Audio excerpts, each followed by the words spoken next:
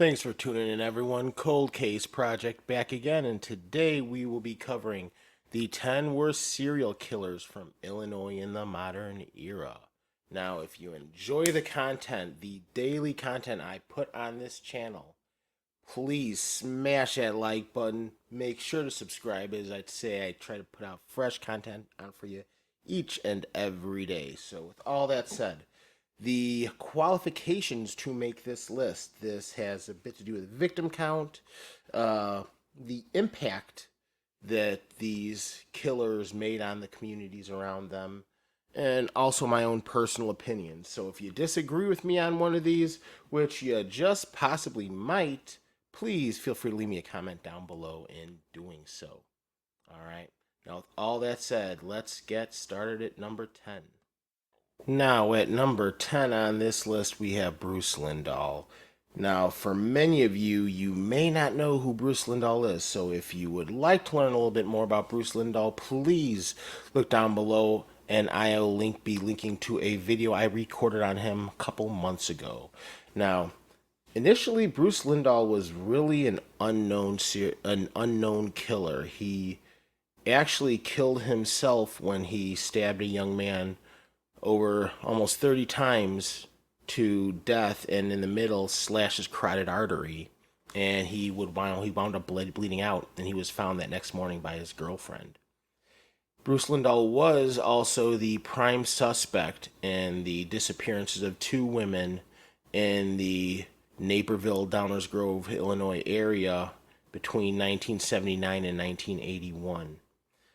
So as years had gone by, a genealogy test proved that Lindahl's DNA was found in the rape and murder of a 16-year-old girl in early 1976 by the name of Pamela Maurer. This finding was huge because this also made police reopen up to 12 other missing persons cases and murders in the Chicagoland suburbs between 1976 and 1981. So, for all we know, this count of potentially 3 victims could be upwards of 12 to 15 at least within the coming years. So this name Bruce Lindahl could be coming up a lot more in these type of listings. At number 9, we have Andre Crawford. Now, Andre Crawford was active between 1993 and 1999.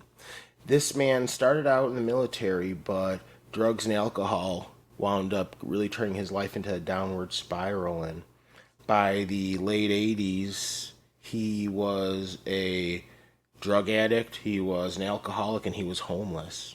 It was at this point he started to lure prostitutes and drug addicts to abandoned homes and offering them drugs, and he would then go to stab them to death.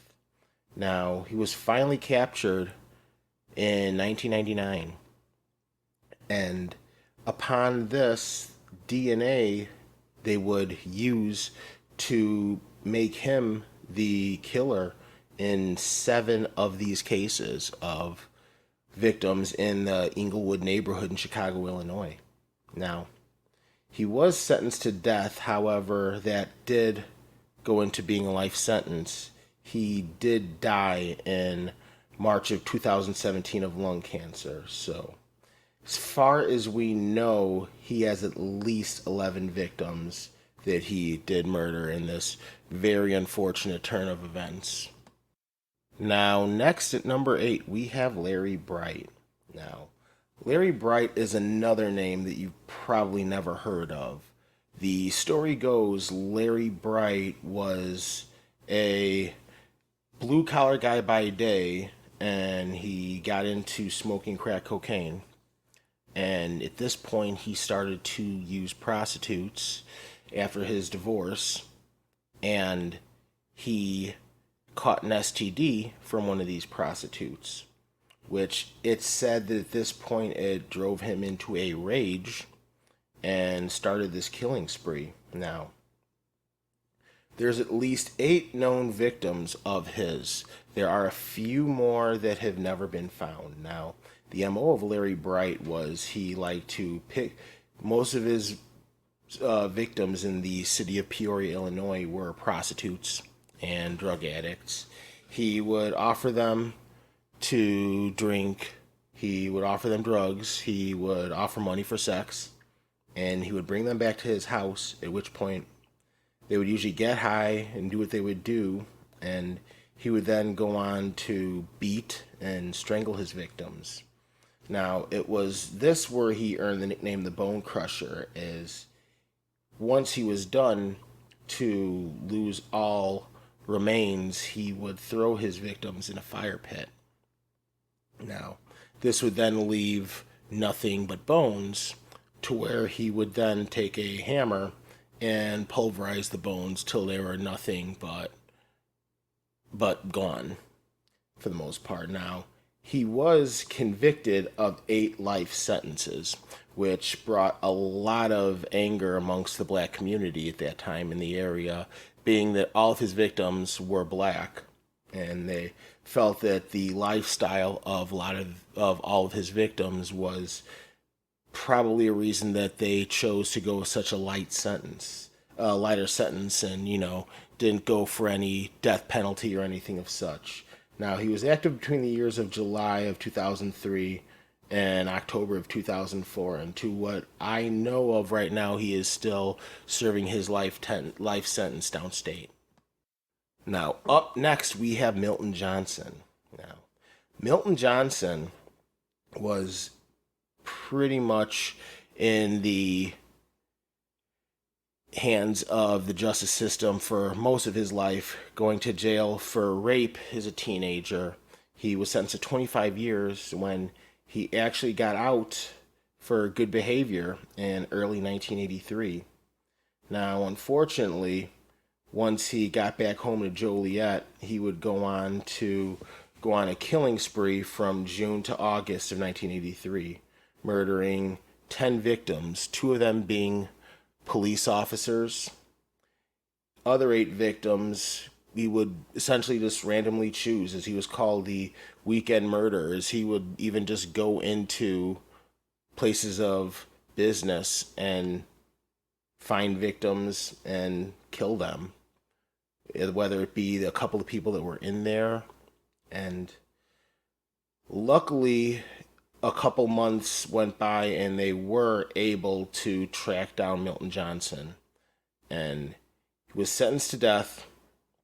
However, like many other people, as I said, in the early 2000s, all people who were on death row were commuted to life sentences. So as of now, Milton Johnson in 2021 is still behind bars on a life sentence. At number 6, I have Richard Speck. Now, for those of you who know the name Richard Speck, you might be thinking to yourself, but he had one day of killings.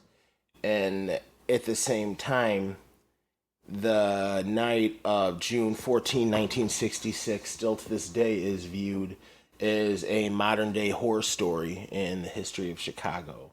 Now, for those of you who are not familiar with the story of Richard Speck, he was a drifter, an alcoholic, traveled frequently between Illinois to Texas, was in and out of jail, mostly for just doing small crimes.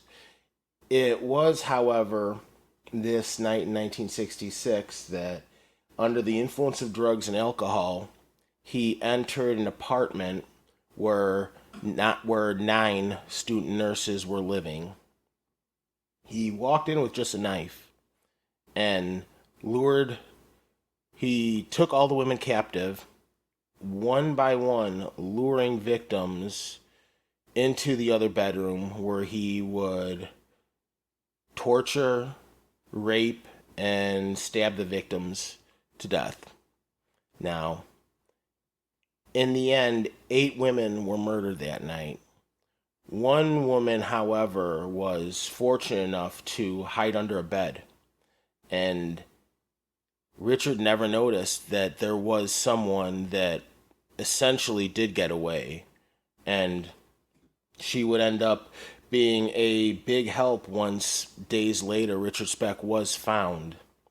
He was sentenced to death, which was eventually turned into a 1,200-year sentence in prison, where he would spend the rest of his life until he died of a heart attack in 1991.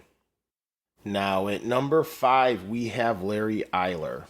Now, Larry Eyler is going to actually be in multiple listings here, as Larry Eyler was known as the interstate killer, being that he would actually travel from Indiana to Illinois and prey on male prostitutes and men he would find in gay bars.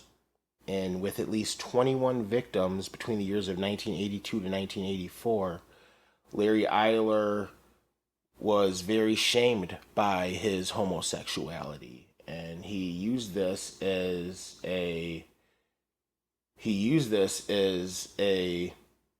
very, very dark place to torture these victims. He would bound them, he would slice them, he would stab them, he would do all sorts of things till he killed his victims. Now, it was in 1984, however, when he abducted a 16-year-old male prostitute by the name of Daniel Bridges. After he was seen essentially dumping Daniel in garbage bags into his dumpster, someone found it suspicious and called the police. Now, once this happened, Eyler was apprehended. He was charged with the murder of Daniel Bridges as well as the 1982 murder of Stephen Egan, and is the prime suspect in, like as I said, many more murders of men between the years of 82 to 84. He did, however, die before they could give him the sentence. Before they could execute him, he died of AIDS in 1994. At number 4, we have Paul Runge. Now, Runge was active between the years of 1995 and 1997. His MO was he liked to lure women who were either who worked for maid services or female real estate agents. He would lure them to a place where he would get them to where it was just them. And then the monster would come out and he would rape, torture, and murder these victims. Some were children under the age of 10 years old. And he committed these crimes. And between this 3-year time span between 2 counties, he went on, and despite having surveillance on him, was able to evade police, to where he was finally apprehended after murdering a real estate agent and murdering a mother and her child, who were actually the maid service that was coming to take care of his house one day. Now, he was finally apprehended, as I said, in 1997. In 2001, he was sentenced to death. That was, however, commuted to a life imprisonment in 2011. Now, at number 3, we have Alton Coleman and Debra Brown. Now, the crimes of Alton Coleman I've discussed before on this channel a number of times. Alton Coleman has been in and out of trouble with the law since his teen years in the 1970s. From raping family members to raping elderly women to rape and murders in the early 80s. Now, it was, however, when he abducted the preteen daughter of a girl he was dating at the time.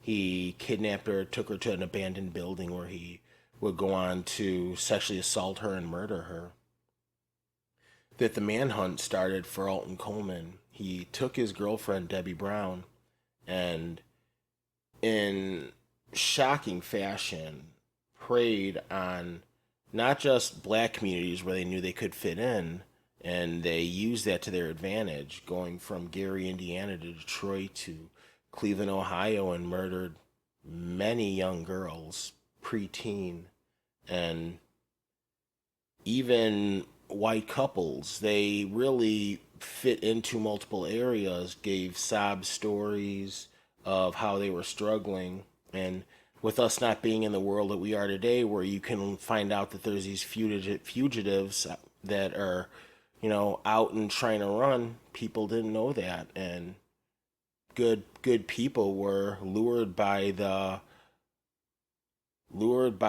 con man that was Alton Coleman. And throughout the summer, from May of 1984 to July of 1984, at least 8 victims fell prey to the duo. They were, however, finally captured in Evanston, Illinois.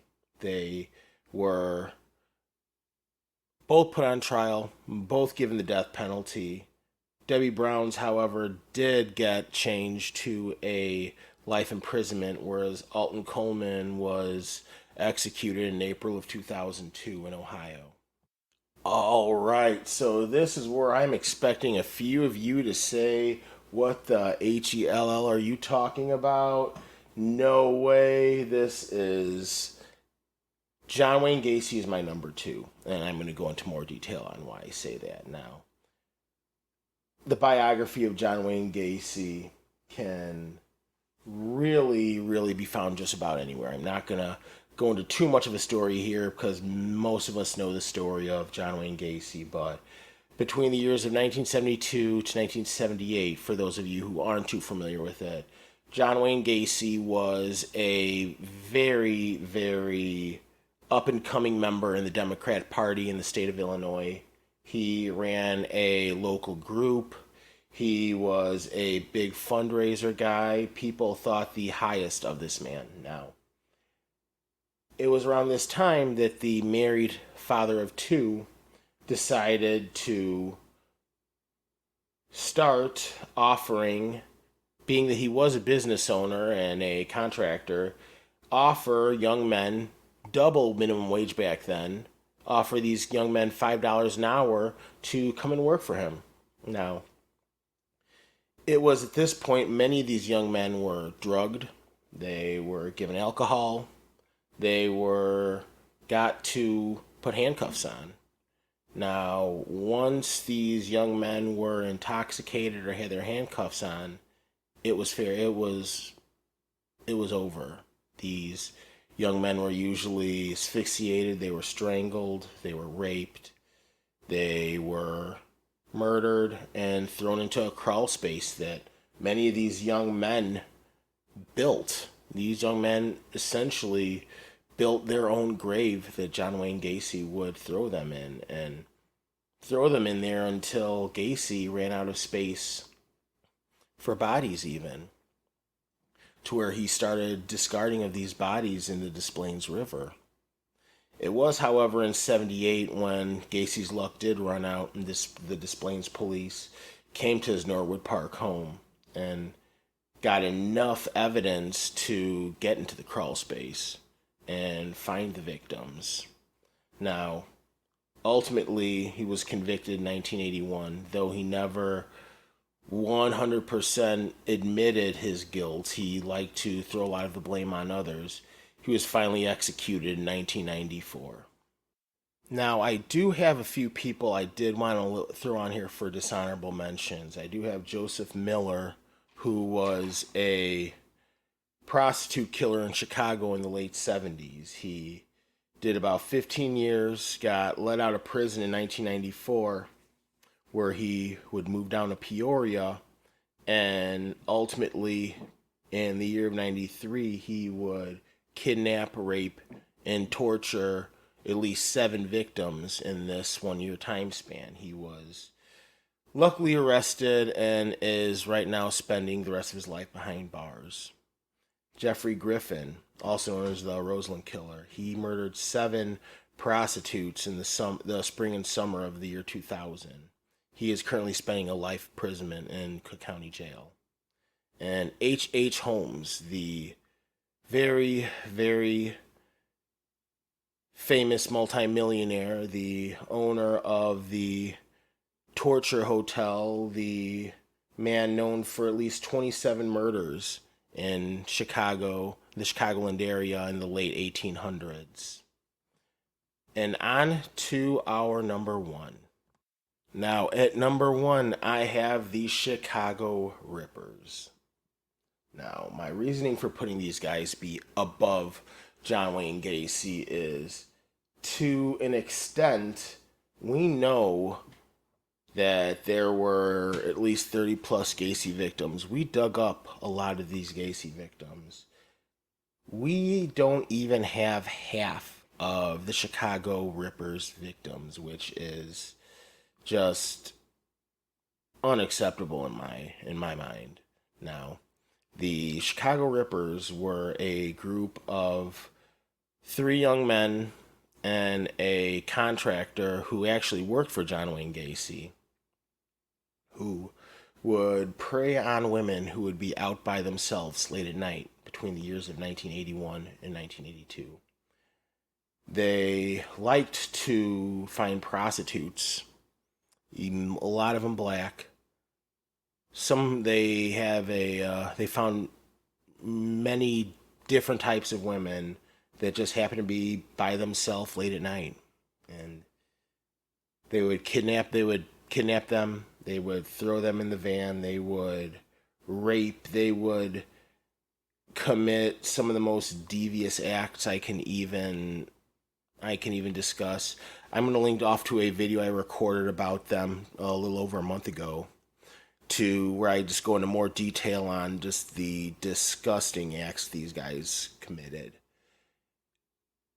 And for a year plus, these guys went and were, being that they were really creatures of the night, they kind of slipped through. And with the gruesome way they butchered a lot of these women, most of them didn't survive. It was, however, in late 82, a survivor was able to really pinpoint the van that she was in.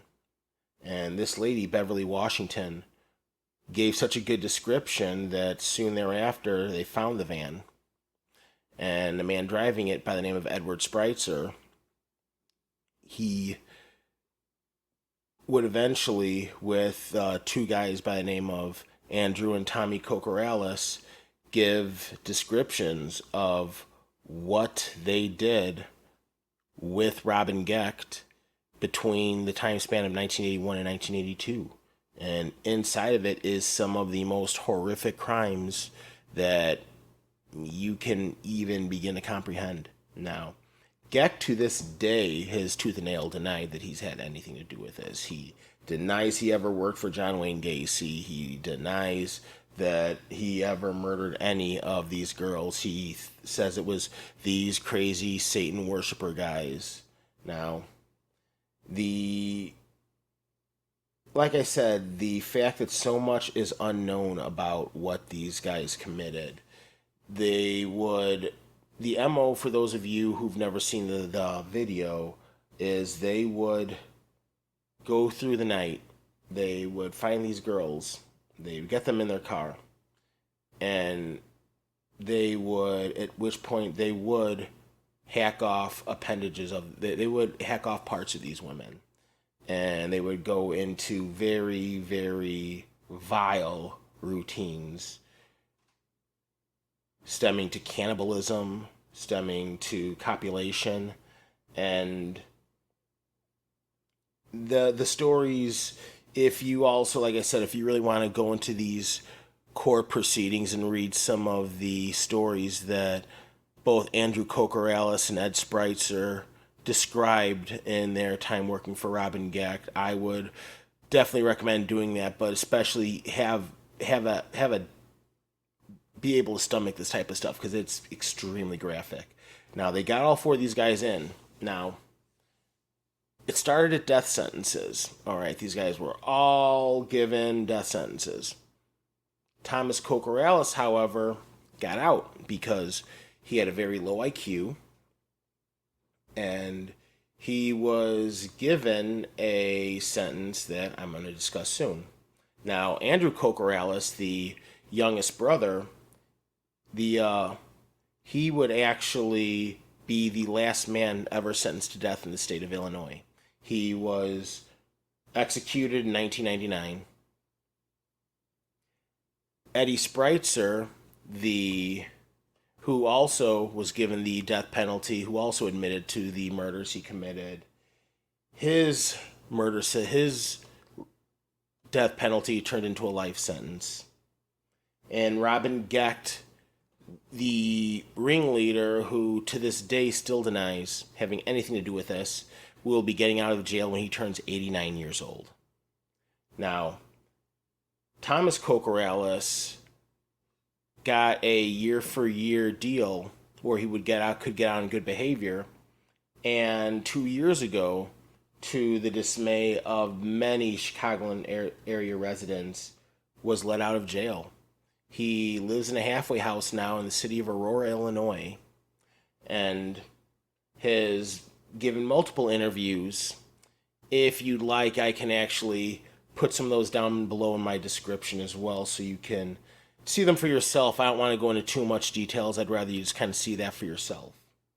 So that about does it, everyone. That is my worst 10 serial killers in the state of Illinois. As I say, publish content each and every day. So if you enjoy what you're listening to, please make sure to smash that like button, subscribe for regular content, and I will be bringing you another countdown like this very, very soon. Thank you so much for tuning in, everyone. Take care.